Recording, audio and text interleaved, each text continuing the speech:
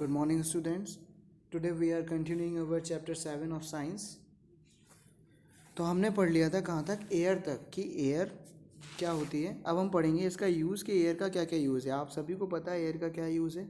Air के बिना हम ज़िंदा नहीं रह सकते. तो एयर से ऑक्सीजन मिलती है हमको, जिससे कि हम ज़िंदा रह सकते हैं. और एयर ही हेल्प करती है आग जलाने में. एक्चुअली में क्या है, यहाँ पे लिखा हुआ है, air is also help in burning of fuel for cooking and other purpose. Windmills use air to produce electricity. आपने देखी होंगी बहुत बड़ी बड़ी पवन चक्कियाँ, जिसको हिंदी में बोलते हैं, इंग्लिश में विंड मिल होता है. वो बहुत बड़ी बड़ी रहती हैं, बड़े बड़े पंखे रहते हैं. और वो क्या करती हैं, उनसे हम लोग जो हवा से क्या है, वो विंड मिल जो घूमती है, उसके पंखे घूमते हैं, तो उसमें एक मोटर लगी रहती है. वो फिर मोटर भी घूमने लगती है. जब वो मोटर घूमती है तो उससे क्या होता है कि इलेक्ट्रिसिटी जनरेट होती है. तो एयर क्या काम कर रही है, एयर हमारी मदद करती है ज़िंदा रहने के लिए. हमको ऑक्सीजन देती है एयर. उसके बाद जो एयर रहती है वो आग जलाने के काम में भी आती है. एयर से ही इलेक्ट्रिसिटी भी बनती है. और जो एयर में ही कार्बन डाइऑक्साइड भी मिक्स रहती है.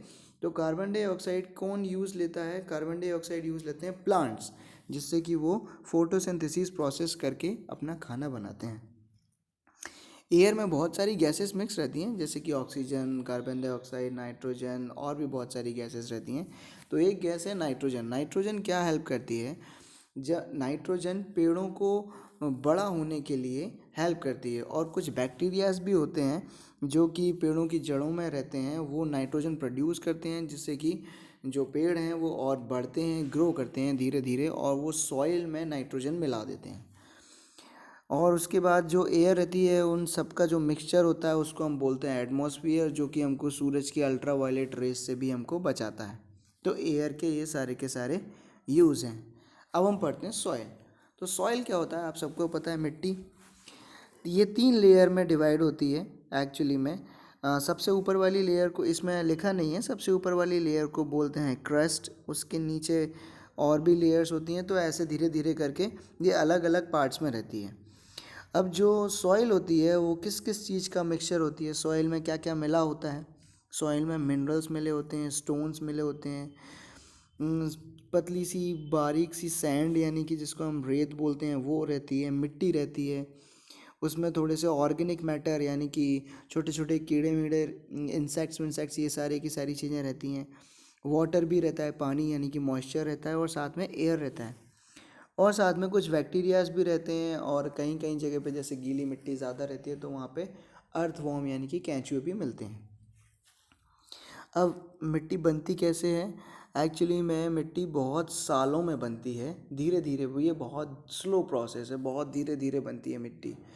मिट्टी कैसे बनती है, जैसे कि मान लो बड़े बड़े जैसे पहाड़ हैं, तो वो पहाड़ क्या करते हैं, जो हवा रहती है वो धीरे धीरे उनको साइड से, इतने सालों से जब हवा चल रही है, तो वो पहाड़ धीरे धीरे हवा से घिसते चले जाते हैं, और छोटे छोटे से कण उसमें से उड़ते हुए चले जाते हैं, हवा लेती हुई चली जाती है. तो उससे वो पहाड़ बारीक होते जाते हैं, वो सैंड के फॉर्म में चेंज हो जाते हैं, और इस तरीके से मिट्टी बन जाती है. पानी भी मिट्टी बनाता है, पानी भी हेल्प करता है सॉइल बनाने में. कैसे करता है, आपने देखा होगा कि जो नदियाँ रहती हैं, नदियों में कुछ बड़े पत्थर भी रहते हैं, कुछ छोटे भी रहते हैं, और कुछ बारीक मिट्टी भी रहती है. तो वो एक्चुअली मिट्टी नहीं रहती है, वो बड़े बड़े जो पत्थर रहते हैं ना, तो पानी चलता रहता है, तो पानी के घर्षण की वजह से, फ्रिक्शन की वजह से, वो जो बड़े बड़े पत्थर रहते हैं उसको वो छोटे छोटे पीसेस में करता रहता है, तो उससे वो मिट्टी बन जाती है. तो इस तरीके से मिट्टी बनती है. अब मिट्टी कैसे रहती है, यहाँ पे लिखा हुआ है, the 3 main kinds of rock particles found in soil, यानी कि 3 अलग अलग तरीके के पत्थर मिलते हैं हमको. सबसे पहले मिलता है clay, which consist of very fine particles. Clay यानी कि बहुत छोटे छोटे बारीक बारीक जो पार्टिकल्स होते हैं मिट्टी में, उसको हम बोलते हैं क्ले. सिल्ट किसे बोलते हैं, क्ले से जो थोड़े से बड़े बड़े जो पत्थर रहते हैं उसको बोलते हैं हम सिल्ट. और सैंड जो थोड़ा से और बड़े बड़े रहते हैं उनको हम बोलते हैं सैंड. ठीक है. तो ये 3 अलग अलग तरीके के पार्टिकल्स होते हैं जो कि हमको मिलते हैं. अब अगर रॉक पार्टिकल्स की बात करते हैं तो हमको कैसे मिलते हैं, क्लेई सॉइल में हमको मिलते हैं बड़े बड़े large portions. Clayey soil consist of clay in large portion. The particles of clay are small and tightly packed. मैंने अभी आपको बताया था, जो क्ले सॉइल होती है उसमें जो पार्टिकल्स होते हैं वो बहुत छोटे छोटे और बारीक बारीक रहते हैं और वो एक दूसरे से बहुत ज़्यादा ज़ोर से चिपके रहते हैं। देयरफॉर इसीलिए clay soil has high water holding capacity but cannot trap air between its particle। इसीलिए जो क्लेई सॉइल होती है उसमें बहुत ज़्यादा हाई डेंसिटी होती है, यानी कि वो क्या करती है, पानी को ज़्यादा देर तक अपने आप में बचा के रख सकती है और उसके अंदर हवा नहीं घुस सकती, क्योंकि उसके जो पार्टिकल्स होते हैं वो एक दूसरे से बहुत ज़्यादा चिपके रहते हैं। अब यहीं पे अगर सैंडी सॉइल की बात करते हैं तो सैंडी सॉइल में क्लेई सॉइल से थोड़े से बड़े बड़े पार्टिकल्स रहते हैं और ये हम इसको मान सकते हैं it is mainly found in desert. जो रेगिस्तान होती है उसमें ये वाली मिट्टी पाई जाती है। रेगिस्तान में जो मिट्टी रहती है ना सैंड वाली, वो यही रहती है। इसमें ये पानी को कम स्टोर कर पाती है, उतना स्टोर नहीं कर पाती जितना क्लेई सॉइल कर सकती है। आप क्लेई सॉइल को मान सकते हैं कि ये एक तरीके से काली मिट्टी, सैंडी सॉइल तो आपको पता ही है जैसे रेत रहती है वो, और लूमी सॉइल थोड़े से जो बड़े बड़े जो पार्टिकल्स होते हैं उसको हम बोलते हैं लूमी सॉइल, जिसमें बड़े बड़े पत्थर रहते हैं। It is considered to be the best soil for growing plants as it can hold proper amount of air and water needed for the growth of plants. अब जो लूमी सॉइल होती है उसमें वो पानी को भी स्टोर करके रखती है, क्योंकि उसमें बड़े के साथ साथ छोटे भी पार्टिकल्स रहते हैं और साथ में उसमें हवा भी अंदर आराम से जा सकती है और बाहर भी आ सकती है। तो ये वाली जो सॉइल होती है, जो लूमी सॉइल होती है, वो प्लांट्स को ग्रो करने के लिए बहुत फ़ायदेमंद मानी जाती है, अच्छी मानी जाती है। ठीक है, अब हमने क्या पढ़ा था, हमने पढ़ा था हैबिटाइट में दो तरीके के कंपाउंड होते हैं, एक होता है बायोटिक, एक होता है अबायोटिक। बायोटिक कंपाउंड्स वो वाले कंपाउंड्स कहते हैं जो कि जिनमें क्या कहेंगे हम, लिविंग बींग्स रहते हैं, जिसमें जो चीज़ें ज़िंदा रहती हैं उन सारी चीज़ को हम बोलते हैं बायोटिक। ठीक है, अब बायोटिक में आते हैं कौन कौन से आते हैं, जैसे कि बायोटिक में तीन आते हैं, दो आते हैं, तीन आते हैं एक्चुअली में इसमें, producer, composer and decomposer. Producer वो वाले उनको बोलते हैं प्रोड्यूसर जो चीज़ बनाते हैं, जैसे जो खाना बनाते हैं। खाना कौन बनाता है, अगर नेचर में देखा जाए तो खाना कौन बनाता है, खाना बनाता है प्लांट्स।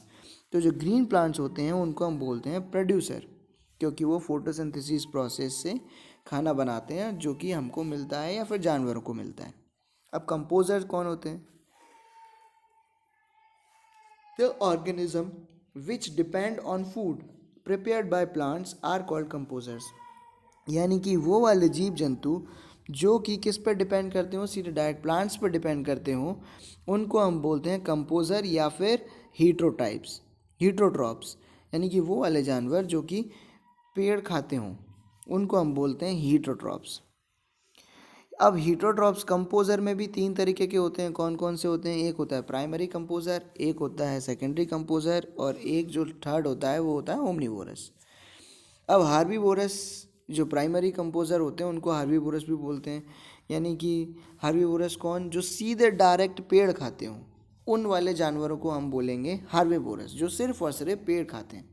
यानी कि जो सिर्फ मांस नहीं खाते, जो सिर्फ और सिर्फ या तो घास फूस खाते हैं, पेड़ खाते हैं, पत्तियाँ खाते हैं, उनको हम बोलते हैं हार्बीवोरस।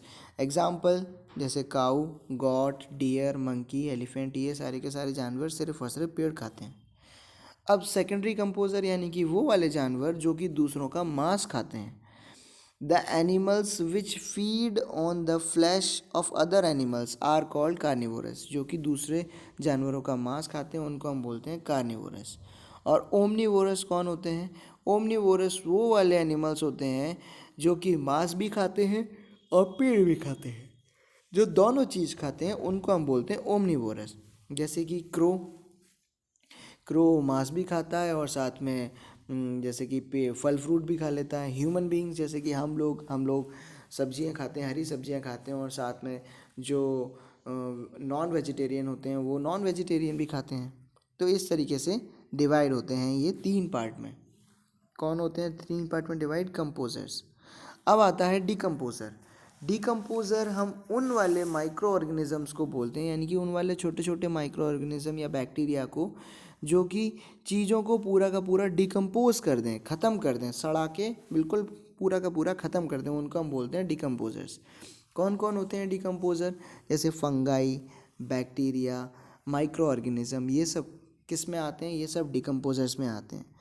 जैसे कि मान लो कहीं पे ग्रीन प्लांट्स हैं, उनकी पत्तियां टूट के नीचे गिर गई हैं, तो उसमें क्या रहता है कि वो धीरे धीरे कुछ टाइम बाद उसमें आपने देखा होगा फंगाई लग जाती है, या फिर कुछ बैक्टीरिया, उनको छोटे छोटे कीड़े रहते हैं, वो उनको खाना चालू कर देते हैं, तो वो उनको डिकम्पोज करना चालू कर देते हैं धीरे धीरे।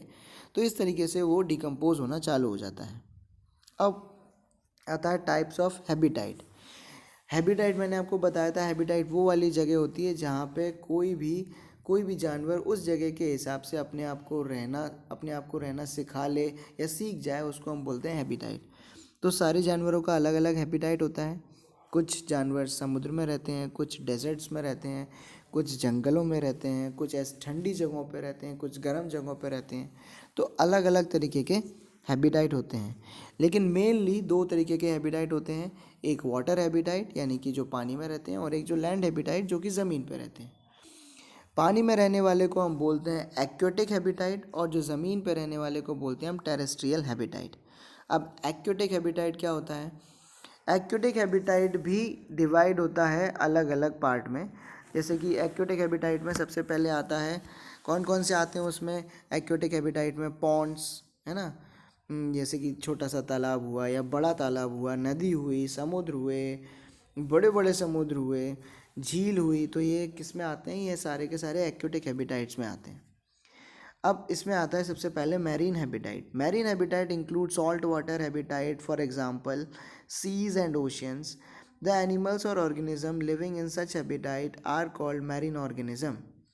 Sharks, whales, sea turtle etc are example of such animals.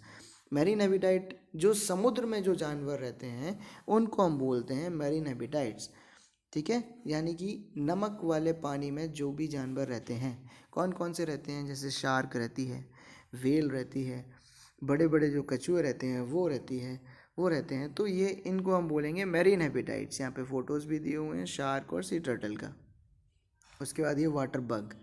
अब एक होता है फ्रेश हैबिटाइट, यानी कि साफ पानी, मीठा पानी, नदी वाला, लेक वाला, झील वाला, इन वाले पानी में जो भी जानवर रहते हैं उनको हम बोलते हैं फ्रेश हैबिटाइट एनिमल्स। ठीक है, इसमें कौन कौन रहते हैं? जैसे फिश, है ना, वाटर बग, लिली, ये सारे के सारे फ्रेश वाटर हैबिटाइट में आते हैं। अब टेरेस्ट्रियल हैबिटाइट्स भी बहुत अलग अलग पार्ट्स में डिवाइड होती है। जैसे कि डेजर्ट, रेगिस्तान वाला अलग, ग्रासलैंड जहाँ पे घास या खाने पीने की चीज़ें ज़्यादा मिलें वो अलग, रेन फॉरेस्ट जहाँ पे पानी ज़्यादा बरसता हो वो वाले जंगल, और टुंड्रा रीजन यहाँ पे ठंड भी पड़ती है और गर्मी भी पड़ती है, या फिर ठंड ज़्यादा पड़ती है। अब जैसे डेजर्ट में जैसे कि पानी कम बरसता है, तो वहाँ पे जानवर थोड़े से अलग रहते हैं और वहाँ के पेड़ पौधे भी थोड़े से अलग रहते हैं। जैसे कि रेगिस्तान में अधिकतर हमको क्या मिलता है? हमको मिलता है कैक्टस या फिर कैमल। कैक्टस वो वाला प्लांट होता है जिसमें बहुत सारे कांटे रहते हैं, तो उसमें उसको पानी की कम ज़रूरत पड़ती है। उसी तरीके से जो कैमल होता है उसको भी पानी की कम ज़रूरत पड़ती है। तो ये हमको कहाँ मिलेंगे? ये हमको डेजर्ट में मिलेंगे। अब ग्रासलैंड, यानी कि जहाँ पे ज़्यादा घास मिलती हो, तो ग्रासलैंड रिसीव्स मॉडरेट रेन, यानी कि यहाँ पे ऐसा है, मॉडरेट रेन का मतलब हुआ कि ना ज़्यादा पानी बरसता है ना कम, प्रॉपरली पानी बरसता है। The main flora and fauna which are found in this habitat are grasses, zebra, deer and giraffe. Flora and fauna यानी कि फ्यूना एंड फ्लोरा, इसका मतलब होता है कि एनिमल्स एंड प्लांट्स। तो हमको यहाँ पे कौन कौन मिलता है? ग्रासलैंड में हमको घास मिलती है अलग अलग तरीके की।